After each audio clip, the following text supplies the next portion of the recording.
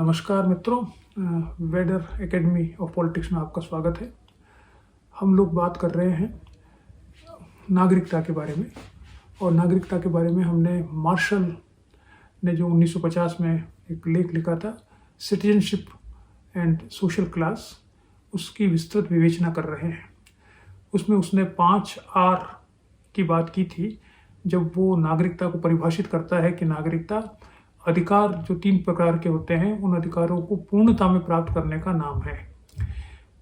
और वो जो 5 आर जिसकी वो कल्पना करता है वो है rights, responsibility, resources, recognition and residence. इसमें हमने राइट्स के बारे में हम बात कर चुके हैं, अधिकारों के बारे में। आज इससे आगे बात करते हैं रिस्पॉन्सिबिलिटी के बारे में, उत्तरदायित्व के बारे में, और दूसरे जो आर है उसके बारे में। उत्तरदायित्व के बारे में सबसे बड़ी आलोचना जो मार्शल की और उदारवादियों की जाती है वो ये है कि इन्होंने अधिकारों की कल्पना करते समय नागरिकता में नागरिकों के अधिकारों की कल्पना तो की है, लेकिन उनके उत्तरदायित्व को ज़्यादा महत्व नहीं दिया है, लगभग नहीं दिया है। इसलिए समस्या ये आती है कि जो समाज में विघटन हो रहा है या समाज में बिखराव आ रहा है, उसका उत्तरदायित्व इन अधिकारों पर दिया जाता है। क्योंकि अगर प्रत्येक व्यक्ति केवल अपने अधिकारों की बात ही करेगा और अपने कर्तव्य की बात नहीं करेगा, दूसरे के प्रति जो उत्तरदायित्व है उसका, या समाज के प्रति जो उत्तरदायित्व है, परिवार के प्रति जो उत्तरदायित्व है, उसकी बात अगर नहीं करेगा तो समाज में विघटन होना अवश्यंभावी है। और जो कई समुदायवादी हैं जो इसकी आलोचना करते हैं प्रमुख रूप से, उसमें कुछ ने तो यहाँ तक कहा है, जैसे एटिजियोने है या सेलबॉर्न है, उन्होंने तो यहाँ तक कहा है कि समाज में जो बुराइयाँ आ रही है बहुत सारी, जैसे ड्रग लेने की बुराई है या अपराध की बुराई है, ये भी समाज के विघटन का एक कारण बन रहे हैं। और इसका प्रमुख उत्तरदायित्व इन मार्शल जैसे उदारवादियों पर को क्रिया दिया जाना चाहिए जिन्होंने केवल अधिकारों की वकालत की है।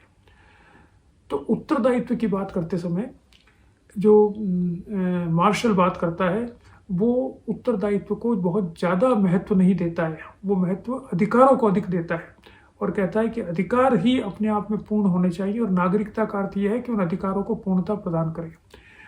उत्तरदायित्व की बात की जा सकती है, लेकिन वो इतनी महत्वपूर्ण नहीं है कि उसको प्रमुखता दी जाए। मार्शल की इस प्रस्तावना की न केवल समुदायवादी आलोचना करते हैं, जैसा मैंने बताया आपको, उसके अलावा पर्यावरणवादी भी आलोचना करते हैं। वो ये कहते हैं, अधिकतर पर्यावरणवादी, कि ये अधिकारों को प्रमुखता देने से मनुष्यों को, व्यक्तियों को खुली छूट मिल गई है कि वो प्रकृति का दोहन करें। कोई सीमा उस पर नहीं है। वो विकास के नाम पर, विज्ञान के नाम पर, अपनी सुख सुविधाओं को आगे बढ़ाने के नाम पर प्रकृति का दोहन करने में लगे हैं सभी व्यक्ति। और चूंकि अधिकार के साथ दायित्व नहीं है तो उत्तरदायित्व नहीं है, इसलिए उनका पृथ्वी के प्रति क्या उत्तरदायित्व है इसको वो नहीं समझते। इसलिए व्यक्ति प्रकृति का अंधाधुंध दोहन कर रहा है, जिससे पर्यावरणीय समस्याएं सामने आ रही है, जैसे कि क्लाइमेट चेंज है, मौसम का बदलना है। हम जानते हैं कि पृथ्वी का तापमान धीरे धीरे बढ़ता जा रहा है वगैरह। तो पर्यावरणवादी इसकी बहुत आलोचना करते हैं। इसके साथ साथ नारीवादी भी इसकी आलोचना करते हैं, उत्तरदायित्व की अवधारणा जो मार्शल ने दी है। नारीवादी ये कहते हैं कि मार्शल ने जिस अधिकारों की कल्पना की है वे अधिकार मूलतः पुरुषोचित है, और वे मनुष्य के विवेकी होने की एक निशानी जिसे मानते हैं, या पुरुषोचित जो गुण होते हैं उन गुणों को ध्यान में रखकर अधिकारों की कल्पना की गई है। और इसमें महिलाओं के प्रति उनका उत्तरदायित्व पुरुषों का क्या होना चाहिए इसकी तरफ बात नहीं की गई है। इसलिए स्त्रियों के लिए ये जो मार्शल का सिद्धांत है नागरिकता का, ये एक अपूर्ण सिद्धांत है, पूरा सिद्धांत नहीं है। केवल पुरुषों के नागरिकता की ध्यान दिया गया है, और उसमें भी जो पुरुष विवेकी पुरुष है उनकी नागरिकता पर ध्यान दिया गया कि वो अधिकार समझते हैं और उनके अधिकारों की रक्षा करनी चाहिए। इसी के साथ साथ मार्क्सवादी भी उत्तरदायित्व की बात करते हैं, और वो ये कहते हैं कि अधिकारों के साथ साथ उत्तरदायित्व से जुड़ी हुई अवधारणा है। क्योंकि जब हम अधिकारों की कल्पना करते हैं तो हम ये देखते हैं कि मनुष्य अकेला है और वह अधिकार को प्राप्त कर लेता है, लेकिन मनुष्य समाज का सदस्य है, मनुष्य एक वर्ग से संबंध होता है, इसलिए उस वर्ग के प्रति भी उसकी उत्तरदायित्व होता है, अपने समाज के प्रति भी उसका उत्तरदायित्व होता है, जिसकी तरफ मार्शल ने बहुत ज़्यादा ध्यान नहीं दिया है। इसलिए ये उत्तरदायित्व की जो अवधारणा जो आर जिसकी कल्पना मार्शल करता है, उसकी काफ़ी आलोचना इन लोगों के द्वारा की गई है। अंत में जो एक कैनेडियन फिलोसोफर है किमिलिका, उसने कहा है कि इसलिए नागरिकता को एक सावयव ढंग से परिभाषित करने की आवश्यकता है, जिसमें अधिकार और उत्तरदायित्व का एक सामंजस्य हो। केवल अधिकारों को महत्व देने से ऐसा लगता है कि हम समाज को एक कृत्रिम संस्था मानते हैं और व्यक्तियों को पूर्णतया स्वायत्त इकाई, जो कि व्यवहार में गलत है। कॉन्सेप्ट के लेवल पर तो हम ये बात कर सकते हैं, कॉन्सेप्चुअल लेवल पर तो, अवधारणात्मक स्तर पर तो, लेकिन व्यवहार में हम देखते हैं कि कोई भी व्यक्ति स्वायत्त इकाई नहीं हो सकता, वह समाज का एक हिस्सा होता है। इसके आगे जो आर है वो है रिसोर्सेस या स्रोत। स्रोत के अंदर मार्शल ने ये बात विवेचित की है कि ये जो सामाजिक अधिकार दिए जाते हैं या जो सामाजिक अधिकार सामने आए हैं 20वीं शताब्दी में, उन्होंने पूंजीवाद को मजबूत किया है, या उनके आने से पूंजीवाद को अपने में बहुत ज़्यादा परिवर्तन करने की आवश्यकता नहीं पड़ी है। यानी जो पूंजीवाद, हर कोई भी वाद हो या कोई भी व्यवस्था हो, वो समय के अनुसार उसको परिवर्तित होना पड़ता है, अन्यथा वो जीवित नहीं रह सकती। तो पूंजीवाद को जीवित बनाए रखना और पूंजीवाद में विकास होने की जो एक ट्रेडिशन चल रही थी, जो विकास होने की जो प्रक्रिया चल रही थी, उसमें सामाजिक अधिकारों के उद्भव ने बहुत मदद की है। इसलिए सामाजिक अधिकार बहुत महत्वपूर्ण है और वो उसके स्रोत हैं, रिसोर्स हैं। किसके? वो पूंजीवाद को सफल बनाने का स्रोत बहुत बड़ा जो है वो अधिकार है। और मुख्य रूप से 19वीं शताब्दी में राजनीतिक अधिकार थे पूंजीवाद को आगे बढ़ाने में, और 20वीं शताब्दी में सामाजिक अधिकार है जो पूंजीवाद को आगे बढ़ाते हैं। और इसलिए इस सामाजिक अधिकारों के प्रभाव से नागरिकता एवं पूंजीवाद में एक सामंजस्य स्थापित हुआ है। लेकिन इसमें समस्या ये आती है कि ये जो बात जब मार्शल ने कही तो 1950 का दशक था, जब वेलफेयर स्टेट की कल्पना की जा रही थी और जब पूंजीवाद एक का स्वरूप एक अलग प्रकार का था। अब 1970 के पश्चात दशक में हम देखते हैं कि ये पूंजीवाद का स्वरूप बदलता जा रहा है, उसकी प्रकृति बदलती जा रही है और पूंजीवाद अब नियंत्रित नहीं रहा है, अनियंत्रित पूंजीवाद बनता जा रहा है। हम जानते हैं मार्गरेट थैचर और रोनाल्ड रेगन जैसे नेताओं ने आकर पूंजीवाद को मुक्त कर दिया पूर्ण रूप से राज्य के नियंत्रण से, और इसका परिणाम ये हुआ कि पूंजीवाद का स्वरूप बदल गया। अब पूंजीवाद वैश्विक स्तर पर स्वतंत्र है, हालांकि उस पर एक नए प्रकार के प्रतिबंध सामने आ रहे हैं जिन्हें हम कहते हैं अंतर्राष्ट्रीय प्रतिबंध। तो अब जो प्रतिबंध बड़े बड़े मल्टी जो पर्पस जो कॉरपोरेशंस हैं या बिजनेस हैं, वो धीरे धीरे इनको पूंजीवाद को नियंत्रित कर रही, जैसे कि अमेजोन है, एप्पल है वगैरह। तो ये पूंजीवाद को नियंत्रित कर रहे हैं और बाजार की नियमों को संचालित कर रहे हैं। पूंजीवाद राज्य के नियंत्रण से समाप्त हो गया है, और जब ऐसा हो गया है तो सामाजिक अधिकारों की कोई भूमिका अब नहीं रही है, क्योंकि सामाजिक अधिकारों को अब महत्व नहीं दिया जा रहा है इस नए प्रकार के या नव उदारवाद के अंतर्गत। ऐसी स्थिति में हमें नागरिकता को पुनर्भाषित करने की आवश्यकता है, क्योंकि जो मार्शल ने जिसकी जो परिभाषा दी थी वो तो 1950 के दशक में या पूंजीवाद के उस स्वरूप में जो लोक कल्याणकारी था और जो नियंत्रित था उसमें तो सही थी, लेकिन आज जब अनियंत्रित पूंजीवाद की बात की जा रही है तो हमें नए प्रकार से इसको पुनर्भाषित करने की आवश्यकता है। एक और इसके आगे आर है जिसको कहा जाता है रिकॉग्निशन या मान्यता। मार्शल ये मानते हैं कि नागरिकता अपने लाभों और मांगों में सार्वभौमिक होगी, जिससे कि उनको राज्य के सदस्यों के द्वारा समानता की मान्यता दी जाएगी। लेकिन इस समानता के सिद्धांत की नारीवादियों ने आलोचना की है। नारीवादी क्या कहते हैं? वो ये कहते हैं कि नागरिकता का एक सार्वभौमिक प्रतिमान नागरिकों के मध्य के महत्वपूर्ण विभेदों की उपेक्षा करता है। उदारवाद में व्यक्ति एक लैंगिक संरचना है और जिसमें पुरुषों को विवेकी तथा निर्णय लेने में समर्थ इकाई माना जाता है, जिससे वे स्वभावतः राजनीतिक नागरिकता से संबंधित होते हैं। यानी इसके अंतर्गत ये मुख्य रूप से जो रिकॉग्निशन की बात की गई है उसमें नारीवादियों ने इसकी आलोचना की है कि जो रिकॉग्निशन अधिकारों को मिल रहा है वो फिर पुरुषोचित अधिकार है जिनको रिकॉग्निशन दिया जा रहा है, और महिलाओं को समानता का अधिकार नहीं है। आइरिस यंग बहुत बड़ी फेमिनिस्ट थी, उसने विभेदों की राजनीति पर बहुत काम किया है, पॉलिटिक्स ऑफ डिफरेंसेस, और उसने बताया कि मनुष्य व्यक्तियों स्त्री और पुरुषों में क्या क्या विभेद डिफरेंशिएशन होते हैं जो समाज के द्वारा ऐसे बनाए जाते हैं कि उनमें समानता कभी स्थापित हो ही नहीं सके, और इसलिए नागरिकता को सार्वभौमिक न माना जाए, क्योंकि सार्वभौमिक या यूनिवर्सल मानने का अर्थ है कि आप केवल पुरुषों के जो सद्गुण हैं, पुरुषों के जो अधिकार है, उन्हीं को सार्वभौमिक मान रहे हो, अपितु नागरिकता समूहों के अधिकारों पर आधारित होनी चाहिए या समूह आधारित बननी चाहिए, और जिसमें बहुलवादी जो आवश्यकता है, जैसे स्त्रियों की आवश्यकता अलग है, बच्चों की आवश्यकता अलग है, या और जो डिफरेंट ग्रुप्स हैं LGBT जैसे कह सकते हैं, उनकी आवश्यकता अलग है, किसी एथनिक ग्रुप की आवश्यकता अलग हो सकती है, उन आवश्यकताओं को ध्यान में रखकर समूह पर आधारित नागरिकता होनी चाहिए, व्यक्ति पर आधारित नागरिकता नहीं होनी चाहिए, और यूनिवर्सल नागरिकता नहीं होनी चाहिए, क्योंकि व्यक्ति पर आधारित नागरिकता ही यूनिवर्सल नागरिकता जिसे हम कहते हैं उसको माना जाता है। अंत में एक और आर है जिसे कहा जाता है रेजिडेंस, आवास।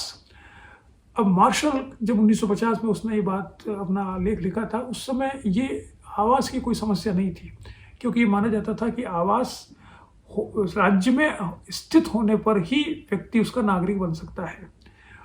लेकिन आज हम देखते हैं कि आवास और से नागरिकता मिले ये आवश्यक नहीं है, और नागरिकता और राज्य के मध्य में भी इस अर्थ में कि वो आवास अगर है तो इस अर्थ में भी एक तनाव सा उत्पन्न हो गया है, और उसका कारण ये है कि आज भौगोलिक क्षेत्र इतना महत्वपूर्ण नहीं रहा है। आज हम जानते हैं कि कई ऐसी वैश्विक समस्याएं हैं जिनका निराकरण राष्ट्रीय राज्य की सीमाओं के अंतर्गत नहीं हो सकता है, उसके लिए एक अंतर्राष्ट्रीय समझ की आवश्यकता है। न केवल अंतर्राष्ट्रीय समझ की आवश्यकता है बल्कि नागरिकता का भी अंतर्राष्ट्रीय विश्वकरण हो चुका है, इस अर्थ में कि जैसे हम जानते हैं कि आज भारत में हमारे सब जैसे लोगों के बच्चे विदेशों में रहते हैं, तो आज अमेरिका में अगर कोई हमारे बच्चे रहते हैं तो अमेरिका का वो भूभाग जहाँ पर हमारे बच्चे रह रहे हैं वो ऐसा लगता है कि हमारे राज्य का हिस्सा है, वहाँ पर कुछ भी होता है तो हमारे बच्चे उससे अफेक्टेड होते हैं, उसके कारण से हम अफेक्टेड होते हैं। तो हमें लगता है कि हम उस भूभाग में रहने वाले लोग हमारे नागरिक हैं या हमारे साथी हैं। तो हम कह सकते हैं कि इस अर्थ में आज रेजिडेंस का प्रश्न महत्वपूर्ण हो गया है कि आवास आवश्यक नहीं है नागरिकता को परिभाषित करने के लिए। इसलिए हम कह सकते हैं कि आज नागरिकता को बहुत सी चुनौतियां मिल रही है, जो नए प्रकार की चुनौतियां हैं जिसे हम कह सकते हैं। जैसे सबसे पहली चुनौती तो ये है नागरिकता के सिद्धांत को कि जो वैश्वीकरण हुआ है उस वैश्वीकरण ने राष्ट्र की और राज्य की सीमाओं को संकुचित कर दिया या कमज़ोर बना दिया है। इसलिए नागरिकता के सिद्धांत जो कि राष्ट्र की सीमाओं से जुड़ा हुआ था वो भी कमज़ोर पड़ गया है, और अब नागरिकता को पुनर्भाषित करने की आवश्यकता है इस अंतर्राष्ट्रीयकरण के कारण से या ग्लोबलाइजेशन के इम्पैक्ट के कारण से। दूसरी बात इसी से जुड़ी हुई है वो है आवर्जन की, इमिग्रेशन की समस्या। 1990 के पश्चात जब सोवियत यूनियन का पतन हुआ उसके पश्चात ये समस्या तेजी से सामने आई है, और मध्य युग के अंतर्गत जो युद्ध हो रहे थे ईरान, इराक वगैरह में, सीरिया में, उससे बहुत सी जो गृह युद्ध था उसके कारण से लोग वहाँ से जाने लगे। जो नए राज्य सोवियत यूनियन के विघटन से बने उसमें एथनिसिटी के आधार पर नए राज्य बन रहे थे, उसके कारण से आवर्जन बहुत बड़ा। तो इमिग्रेशन बहुत तेजी से 1990 के बाद में दुनिया में बढ़ा है। अब इमिग्रेशन जो होता है उसमें जो नए लोग दूसरे राज्य में जाते हैं उसमें अधिकतर तो कानूनी होते हैं, कुछ गैर कानूनी भी होते हैं, और उसके कारण से जो वहाँ पर रहने वाली जो जनसंख्या है वो धीरे धीरे परेशान होने लगती है, क्योंकि जो नए लोग आते हैं वो उनकी अपनी इच्छाएं होती है, उनके अपने मापदंड होते हैं, उनकी अपनी संस्कृति होती है, जो वहाँ के जहाँ पर वो गए हैं वहाँ के लोगों से मेल खाए ज़रूरी नहीं है। तो एक तनाव उत्पन्न होता है और नागरिकता का प्रश्न सामने आता है। तो हमें नागरिकता को ये पुनः हमें परिभाषित करना होगा इस नए प्रकार की जिसे हम कह सकते हैं जो समस्या सामने आ रही है, और इसके कारण से वैश्विक नागरिकता का सिद्धांत आज ज़्यादा महत्वपूर्ण बनता जा रहा है बनिस्बत की राष्ट्रीय या राज्य नागरिकता के। इसके संदर्भ में एक विचारक है सॉइसल, उसने तो भविष्यवाणी ये की थी कि अंतर्राष्ट्रीय आवर्जन के बढ़ते प्रभाव, अंतर्राष्ट्रीय मानव अधिकारों के प्रति बढ़ती चेतना एवं बहुस्तरीय राजनीति के प्रादुर्भाव जैसे यूरोपियन यूनियन जैसी संस्थाओं के निर्माण ने एक उत्तर राष्ट्रीय नागरिकता की स्थापना की राह खोल दी है और ऐसी स्थिति में नागरिकता वैश्विक नागरिकता के रूप में ही परिभाषित होने की संभावनाएं अधिक हो गई है।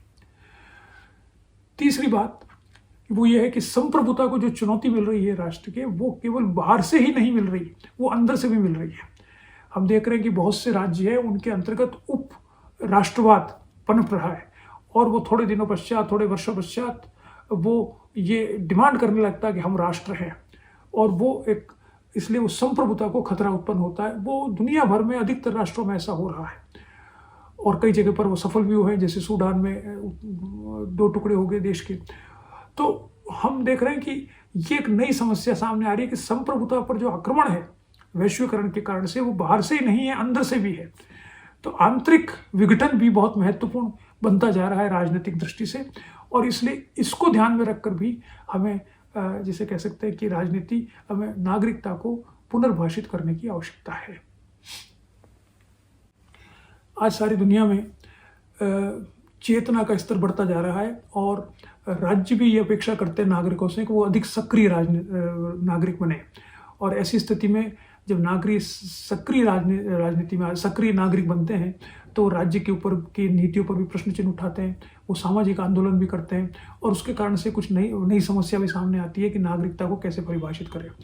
इसलिए अब अंतर्राष्ट्रीय स्तर पर कुछ ऐसी बदलाव आते जा रहे हैं जिसने हमको सोचने को मजबूर किया है कि हम नागरिकता को कैसे परिभाषित करें, जैसे पर्यावरणीय समस्याएं, आणविक शस्त्रों एवं अवशेष वेस्ट की समस्या, अंतर्राष्ट्रीय अपराध एवं आवर्जन की इत्यादि की समस्याएं, संचार माध्यमों के विस्फोट से इंटरनेट की समस्याएं, सोशल नेटवर्किंग के जरिए एक वैश्विक राजनीतिक समुदाय का निर्माण होना, और इस कारण से ऐतिहासिक रूप से स्थित राष्ट्रीयता एवं नागरिकता के संबंधों को पुनर्भाषित करने की आवश्यकता है।